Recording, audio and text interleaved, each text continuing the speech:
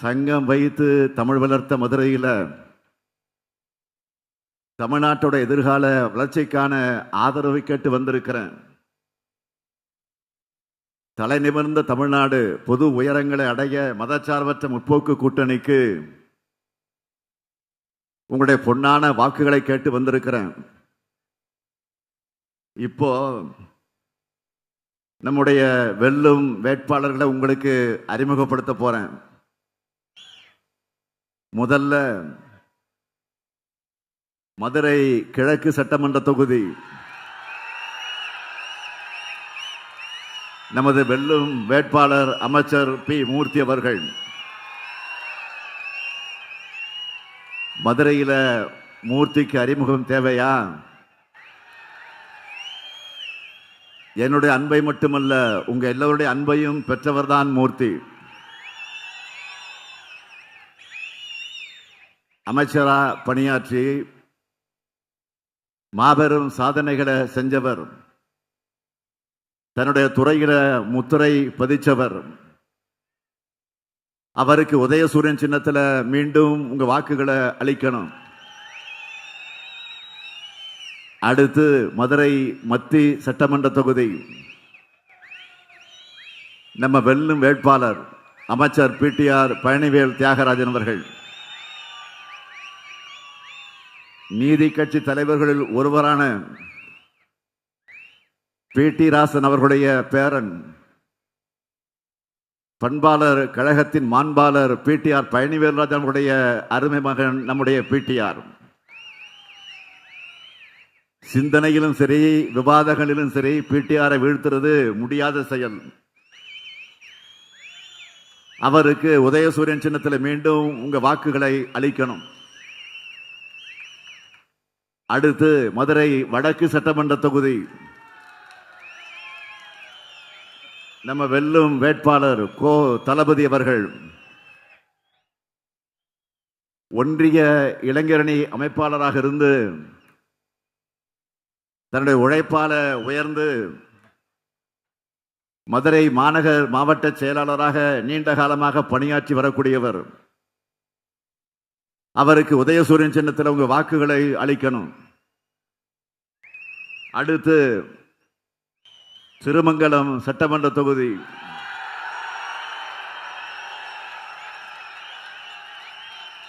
நமது வெல்லும் வேட்பாளர் சேடப்பட்டி மணிமாறன் அவர்கள். கழகத்தோட மூத்த முன்னோடியான சேடப்பட்டி முத்தையா அவர்களுடைய அருமை மகன். மதுரை தெற்கு மாவட்ட கழகத்தினுடைய செயலாளர். திருமங்கலத்தில் இந்த முறை கழக வெற்றி கொடைய நிச்சயமாக ஏற்ற போகிறார். அவருக்கு உதயசூரியன் சின்னத்தில் உங்க வாக்குகளை அளிக்கணும். அடுத்து சோழவந்தான் சட்டமன்ற தொகுதி நமது வெல்லும் வேட்பாளர் ஆ வெங்கடேசன் அவர்கள். கிளைக்கழக செயலாளராக இருந்து உயர்ந்த செயல் வீரர். ஆதி திராவிட நலப்பிரிவு அமைப்பாளராக இருந்து ஒடுக்கப்பட்ட மக்களுடைய உயர்வுக்காக உழைச்சவர். கடந்த முறை வெற்றி பெற்று சிறப்பாக தொகுதிக்கு பணியாற்றியவர்.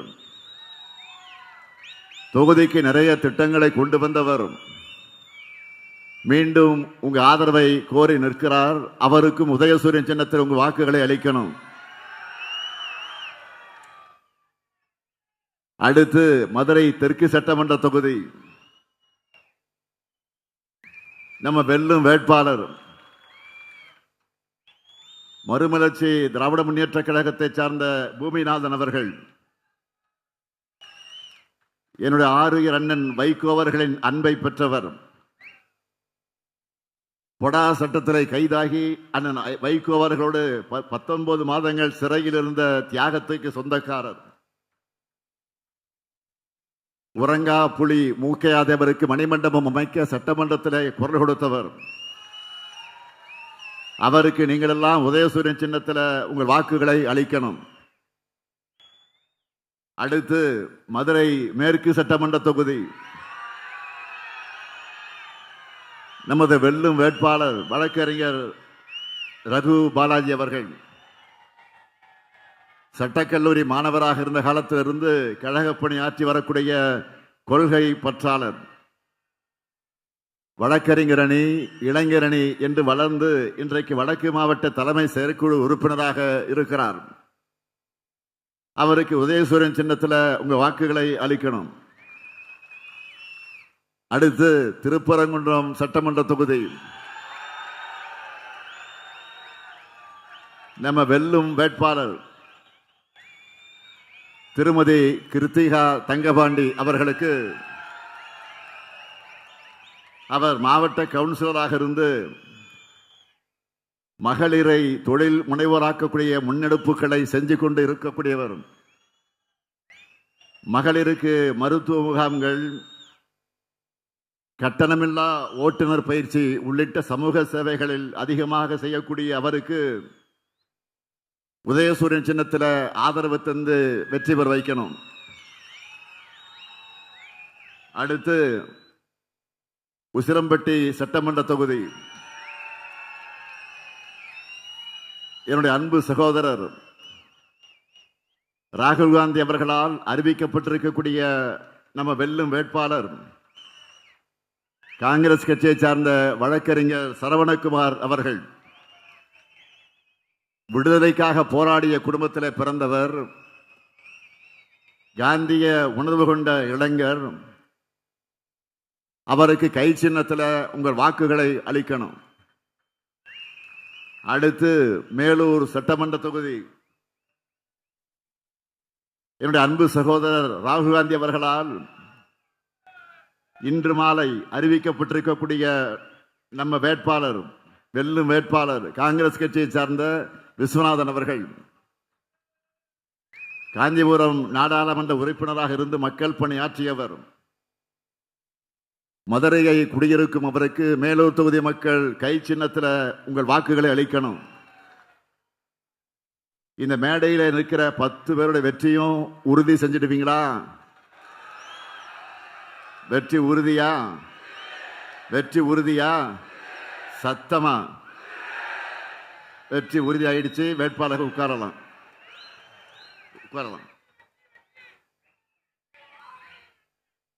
மதுரையோட வளர்ச்சி என்றாலே திமுக தான். நம்ம ஆட்சி காலங்களில் செய்யப்பட்டிருக்கக்கூடிய முத்தாய்ப்பான சிலவற்றை சொல்லணும்னா 1971 மதுரை மாநகராட்சியாக ஆனது. மாவட்ட நீதிமன்றம், மதுரை முத்து மேம்பாலம், ஆண்டாள்புரம் மேம்பாலத்துக்கு பசும்பன் திருமநகர் பெயர், தியாகி எம்என்ஆர் சுப்பராமன் மேம்பாலம், மானம் காத்த மருதுபாண்டியருக்கு சில, இப்படி சொல்லிக்கொண்டே போகலாம். இப்போ நம்ம திராவிட மாடல் அரசுல 2 முக்கியமான அமைச்சர்கள் மதுரைக்கு கிடைச்ச காரணத்தால தான் கடந்த 5 ஆண்டுகள்ல செஞ்ச சாதனைகளை ஹைலைட்டான சிலவற்றை இப்ப சொல்றேன். தென் தமிழ்நாட்டின் அறிவு ஆலயமாக மாறி நம்ம வீட்டு பிள்ளைகள் படிச்சு முன்னேற துணையாக இருக்கக்கூடிய கலைஞர் நூற்றாண்டு நூலகம். பெருமையோடு சொல்றேன், கடந்த ஆண்டு மட்டும் கலைஞர் நூற்றாண்டு நூலகத்தில் படிச்சு 24 பேர் டிஎன்பிஎஸ்சி தேர்ச்சி பெற்றிருக்கிறாங்க.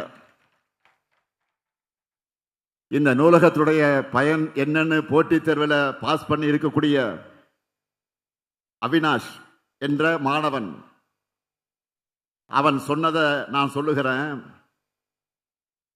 இது மாதிரியான திறன் மேம்பாட்டு படிப்புகளை படிக்கணும்னா 1 லட்சம் ரூபாய் வரை செலவாகும். ஆனால் கலைஞர் நூலகத்தில் எந்த செலவும் இல்லாமல் தேர்வு எழுதி பாஸ் ஆகிட்டேன் அப்படின்னு அவினாஷ் சொல்லி இருக்கிறார். அதே போல பழங்கானத்தை சார்ந்த மாற்றுத்திறனாளி சகோதரர் ஸ்ரீகாந்த் அவர்கள் இங்க இருக்கக்கூடிய வசதிகளை பயன்படுத்தி படிச்சு வங்கியினுடைய உதவி மேலாளராக தேர்வில் தேர்ச்சி பெற்ற உடனே என்ன பேட்டி கொடுத்தார் தெரியுமா? என்னுடைய கனவுக்கு கை கொடுத்தது கலைஞர் நூற்றாண்டு நூலகம்னு நிகழ்ச்சியா பேசியிருக்கிறார். இந்த மாதிரி நம்ம இளைஞர்கள் சாதனை படைக்கணும்னு தான் ஒவ்வொரு திட்டங்களையும் சாதனை திட்டங்களாக நிறைவேற்றி கொண்டிருக்கிறோம். அடுத்து நம்முடைய பண்பாட்டு அடையாளமான ஜல்லிக்கட்டு போட்டிகளை சிறப்பா நடத்த வேண்டும் என்று அலங்காநல்லூர் கீழக்கரை பகுதியில் கலைஞர் நூற்றாண்டு ஏறுதழுவு அரங்கம். அது மட்டுமல்ல, மேலமடையில மிக நீளமான வீரமங்கை வேலுநாச்சியார் மேம்பாலம், சமீபத்தில் என்னால் திறக்கப்பட்ட கோரிப்பாளை நேதாஜி சுபாஷ் சந்திரபோஸ் மேம்பாலம், திருமங்கலம் கள்ளிக்குடி இடையிலான வீரபாண்டிய கட்டபொம்மன் மேம்பாலம், உலகத்தரத்தில் ஆக்கி விளையாட்டு அரங்கம், தினமும் 10,000 பேர் மக்கள் வந்து மகிழக்கூடிய புனரமைக்கப்பட்ட வண்டியூர் பூங்கா. மதுரை மக்கள் இதை இப்போ என்ன சொல்றீங்க?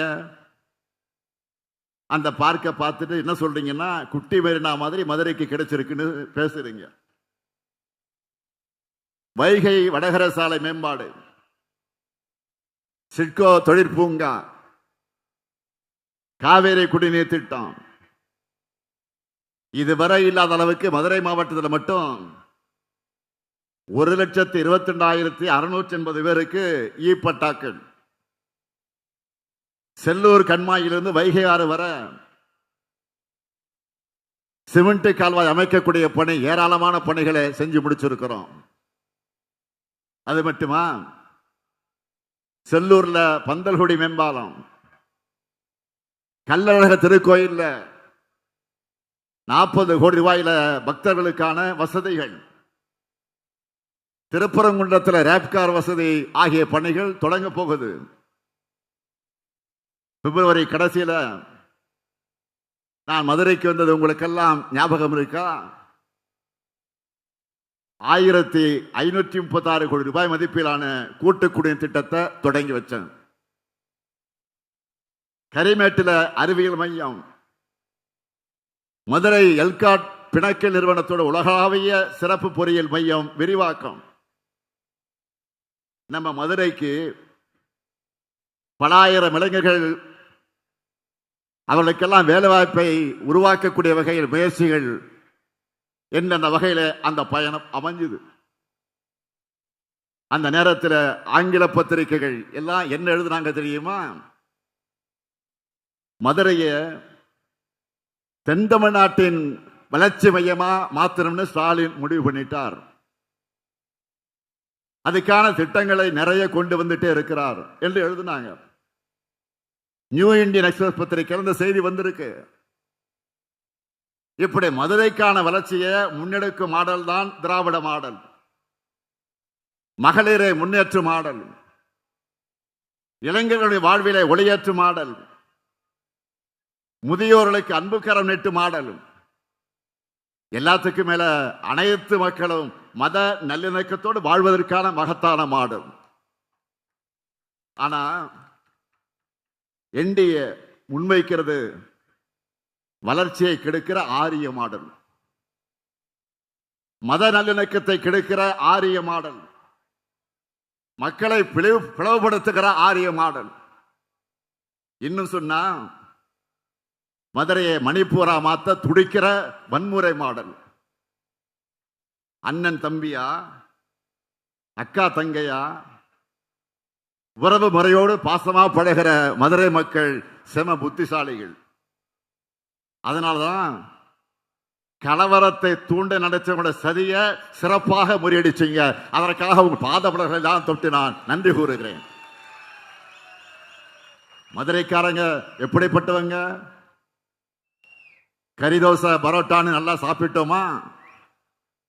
வெயிலுக்கு இதமா ஒரு ஜிகதண்டாவை குடிச்சோமா? தெப்பக்குளம் பக்கமாக காலராக நடந்தோமா? கோயில் திருவிழாக்களை கொண்டாடினோமா? என அமைதியாக விரும்புகிறவங்க நீங்க. இதுதான் தமிழ்நாட்டினுடைய டிஎன்ஏ.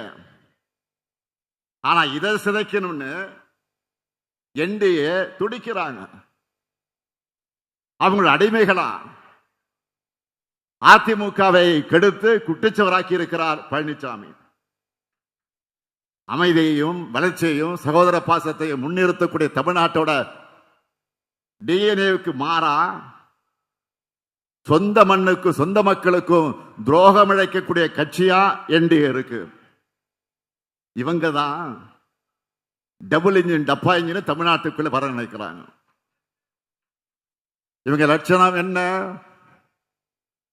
மதுரைக்கு ஒன்னே ஒண்ணு கண்ணே கண்ணுன்னு எய்ம்ஸ் மருத்துவமனைய எப்போ 2015 பட்ஜெட் அறிவிச்சாங்க. நல்லா கவனிச்சீங்க. 2015 பட்ஜெட் அறிவிச்சாங்க. 2019 நாடாளுமன்ற தேர்தலின் போது அடிக்கல் நாட்டினாங்க.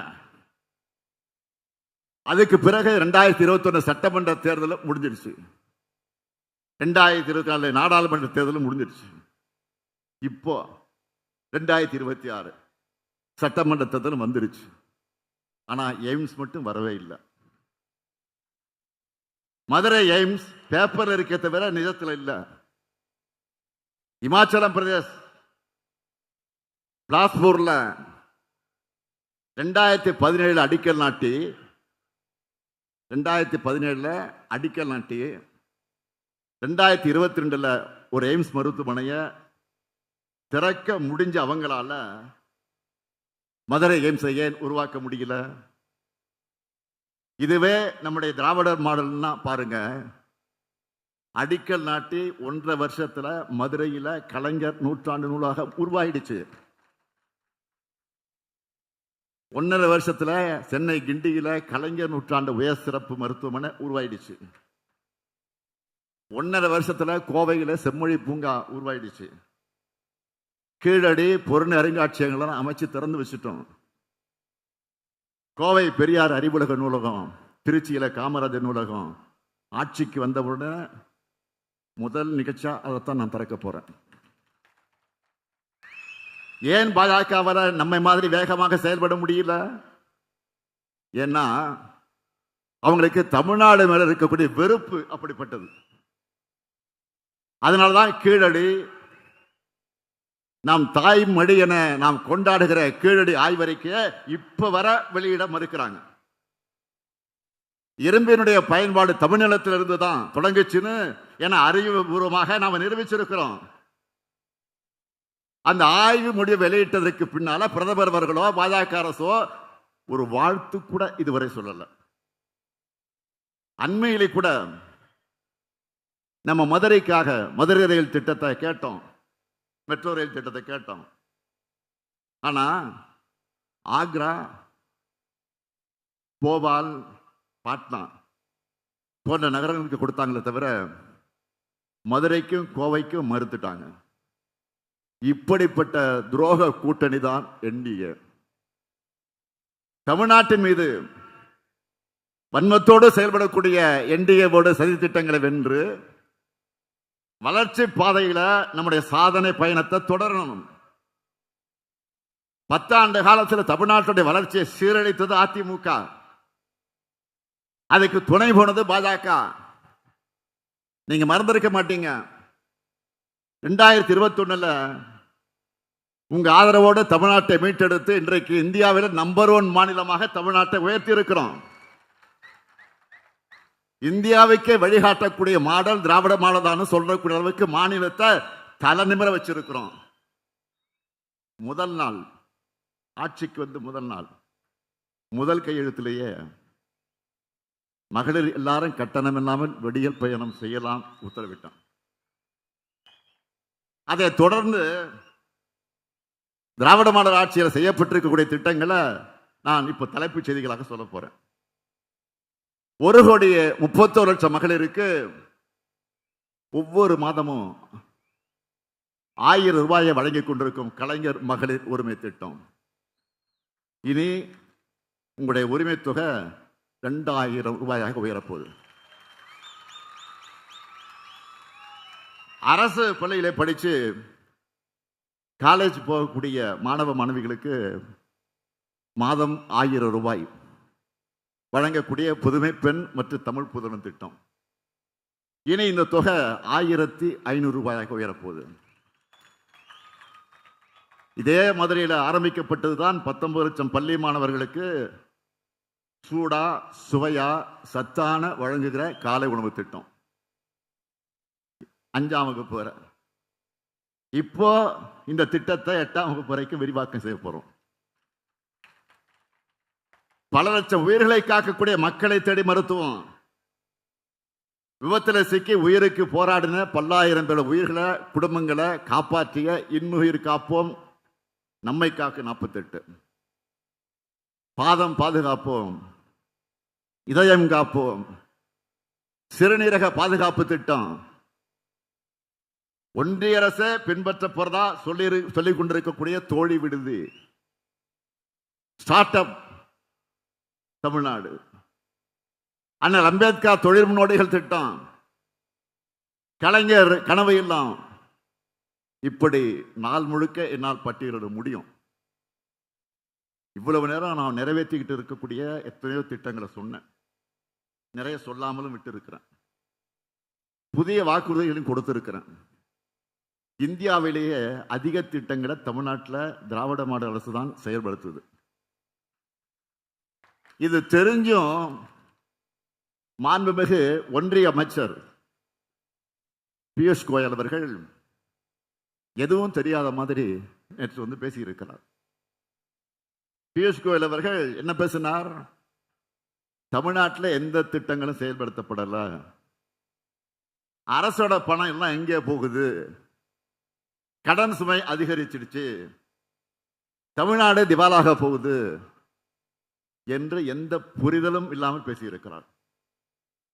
தமிழ்நாட்டில் எத்தனை திட்டங்கள் செயல்படுத்தப்படுது என்பதை எங்க திட்டங்களுக்கெல்லாம் பேரை மாற்றி அறிக்கை வெளியிட்டு இருக்காரு பழனிசாமி. அவர்கிட்ட கேளுங்க, சொல்லுவாரு.